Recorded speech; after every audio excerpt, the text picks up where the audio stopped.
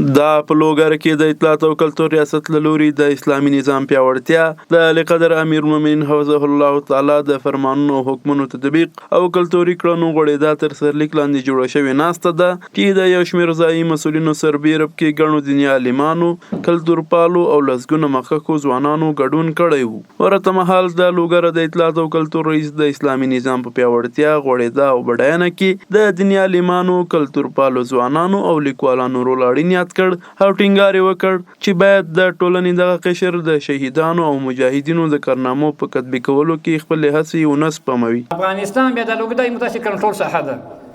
په دې کې چې موږ تاسو باندې څه وغواړو کولی شو د ولس ته خدمت کوی شو اسلام ته خدمت کوی شو دا نظام هم تقویه کوی شو او دا به کو د متاسې مسؤلیت ته خو یو د پلان ساحه وي هغه نقطې چې د موږ لاس نه ورسېږي موږ پلان کې به وي موږ تاسو په دې مکلف چې شپه ورځ موږ د امت ازادۍ لپاره فکر ولرو. موږ تاسو الحمدلله له یو اسلامي نظام څخه برخمند یو له یو اسلامي شرعي امیر څخه برخمند یو له یو داسې شورا څخه برخمند یو چې له هر طریقه څخه د اسلامي قوانینو او د شریعت موافق برابر ده. نو موږ تاسو ته پکار ده چې اطاعت به کوو. ویناوالو هم د اسلامي نظام دفاع او ملاتړ د ټولو دنده وګڼله او زیاته یې کړه چې په دې برخه کې به له هیڅ ډول هڅو ځانونه ونه سپموي. تاسې که بریا ته رسېږئ د تاسې